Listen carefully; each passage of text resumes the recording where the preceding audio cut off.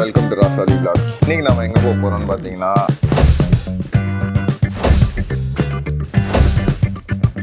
Chennai எஃப்சியோட மேட்ச்க்கு, football மேட்ச்க்கு நான் பெருசாக ஸ்டேடியம்லாம் போனதில்லை. ஸோ இன்றைக்கி நம்ம சென்னை எஃப்சி மேட்ச் போக போகிறோம். இன்றைக்கி மேட்ச் பார்த்தீங்கன்னா சென்னை வர்சஸ் பெங்களூர். ஸோ மேட்ச்சில் போய் அவங்கள பார்க்குறேன். நாங்கள் இப்போ நேரு ஸ்டேடியம்குள்ளே வந்துட்டோம். எங்களுக்கு இங்கே வர்றதுக்கு வந்து ஒரு 1.5 hours ஆச்சு. ஸோ இப்போ தான் ஸ்டேடியம்குள்ளே என்டர் ஆகிருக்கோம். உள்ளே போயிட்டு மேட்ச் நல்லா இருக்கான்னு பார்க்கலாம்.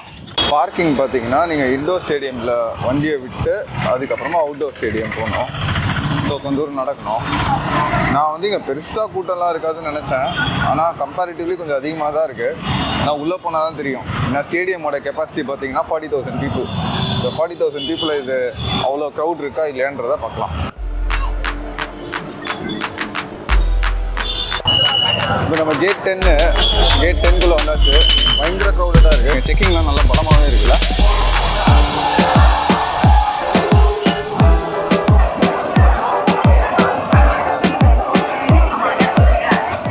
என்ன கலர் சட்டை? சென்னை வந்து ப்ளூ கலர். அதோ அவர் தான் நம்மளோட கோச். நம்ம பிளாக் கலர் போட்டிருக்காருல.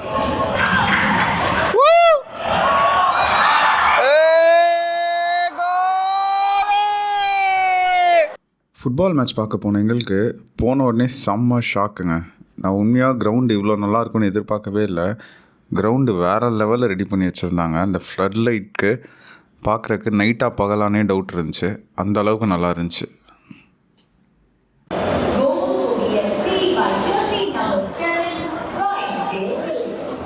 மேட்ச் வந்து 19th minute இருக்குது. பெங்களூர் வந்து ஒரு கோல் அடிச்சிட்டாங்க. பெங்களூரில் வில்லியம்ஸ்னு ஒருத்தர் வச்சிருக்காரு.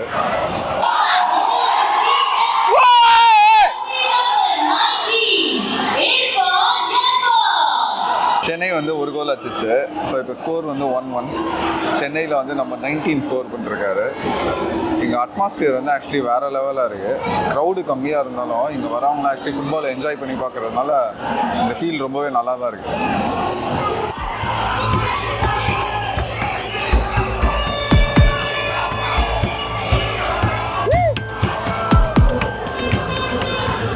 பெங்களூர் அவங்களோட செகண்ட் கோலை போட்டாங்க.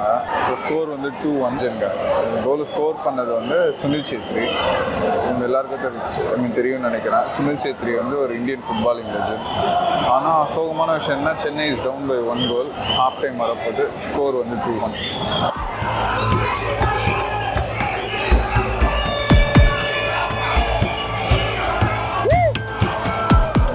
சென்னைக்கு வந்து செகண்ட் கோல் வந்துச்சு ஹாஃப் டைமில். ஸ்கோர் வந்து 2-2. மெயினாக இப்போ நான் சாப்பாடு பற்றி சொல்லி ஆகணுங்க. நாங்கள் பிரேக்கில் நாங்கள் போய் சாப்பிட்லான்னு போனோம். ஆனால் சாப்பிட்றதுக்கு ஆப்ஷன்ஸ் வந்து ரொம்ப ரொம்ப கம்மியாக இருந்துச்சு. ஒரே ஒரு ஸ்டால் தான் இருந்துச்சு. அந்த ஸ்டாலில் பஃப்ஸும் சமோசாவும் விற்றுட்டு இருந்தாங்க. ஆனால் நாங்கள் போகிறதுக்குள்ளே காலி ஆயிடுச்சு. ஸோ நான் வந்து பக்கத்து ஸ்டாண்டில் போய் வாங்கிட்டு வந்தேன். பக்கத்து ஸ்டாண்டில் நீங்கள் போனீங்கன்னா கொஞ்சம் பீட்சா, சாண்ட்விச் இந்த மாதிரிலாம் இருந்துச்சு. ஆனால் பிரச்சனை என்னென்னா எல்லாமே ரொம்ப நேரத்துக்கு முன்னாடி செஞ்சது, ரொம்ப காஞ்சி போயிருந்துச்சு. அதே மாதிரி ரேட்டும் ரொம்ப அதிகங்க. நீங்கள் ஒரு ட்ரிங்க் வாங்கணுன்னா ஒரு ட்ரிங்க்கோட விலை வந்து 100 ரூபா. அதே மாதிரி ஸ்நாக்ஸ் எல்லாமே மினிமம் 50 rupees.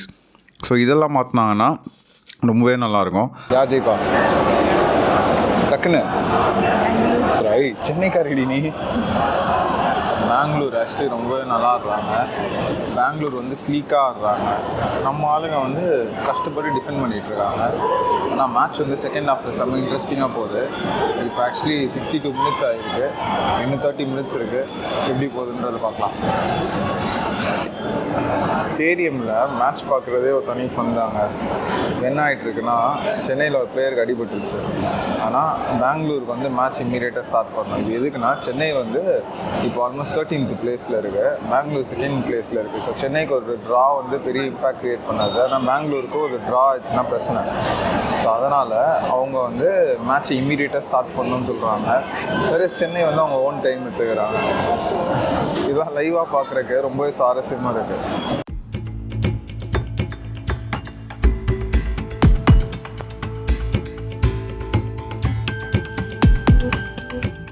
பெங்களூர் அவங்களோட 3rd கோலை போட்டாங்க. ஸோ திரும்பவும் சென்னை 1 goal டெஃபிசிட்டு.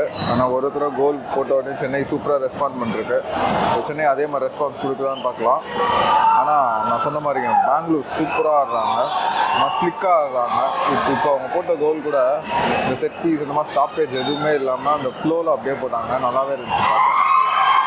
பார்த்தீங்கன்னா பெங்களூர் அவங்களோட 4th கோலும் போட்டாங்க. இது ஒரு ஓன் கோல். சென்னையில் டிஃபெண்ட் பண்ணும்போது ஓன் கோல் ஆயிடுச்சு. மேட்ச் படி பார்த்தா சென்னை வந்து அவ்வளோ நல்லா ஆடலை.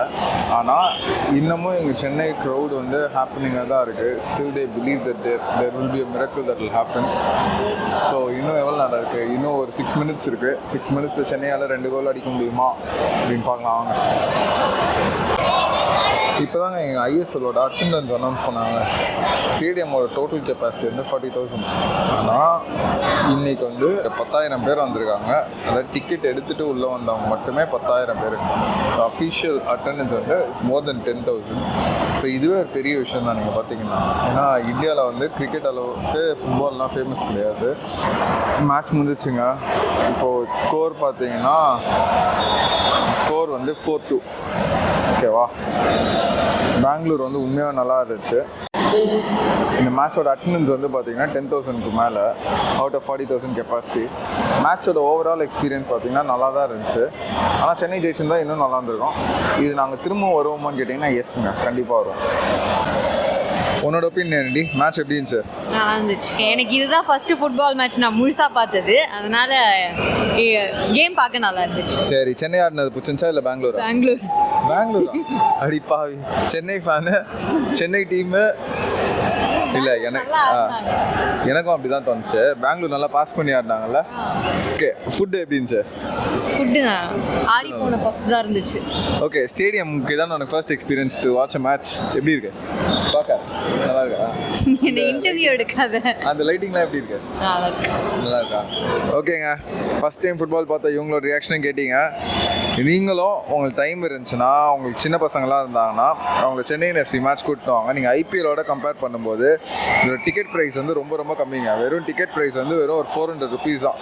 400 rupeesக்கு இந்த மாதிரி ஒரு ஆம்பியன்ஸ், ஒரு அட்மாஸ்ஃபியரோட உண்மையாகவே நல்லா தான் இருந்துச்சு. இப்போ இந்த மேட்சோட ஓவரால் எக்ஸ்பீரியன்ஸ் என்கிட்ட கேட்டிங்கன்னு வச்சுக்கோங்களேன், நான் வந்து ரொம்பவே நல்லா இருந்துச்சுன்னு தாங்க சொல்லுவேன். க்ரௌடு வந்து ஆமாம், நான் எக்ஸ்பெக்ட் பண்ணதை விட கொஞ்சம் அதிகமாகவே இருந்துச்சு. அதனால ஸ்டேடியம் ஃபுல்லாக ஆகலை. ஆனால் அந்த ஆம்பியன்ஸு, நீங்கள் லைவாக மேட்ச் பார்க்குற எக்ஸ்பீரியன்ஸ், இதெல்லாமே ரொம்பவே அருமையாக இருந்துச்சு. நீங்கள் சென்னையில் இருந்தீங்கன்னா இல்லை சென்னைக்கு வந்தீங்கன்னா மறக்காமல் சென்னை எஃப்சி மேட்ச் பாருங்கள். பார்த்துட்டு உங்களோட ஃபீட்பேக் என்ன, மேட்ச் நல்லா இருந்துச்சா இல்லையான்றதை கமெண்ட்டில் போடுங்க. இந்த வீடியோவை லைக் பண்ணுங்கள், சேனலை சப்ஸ்கிரைப் பண்ணுங்கள். டாடா, பை பை.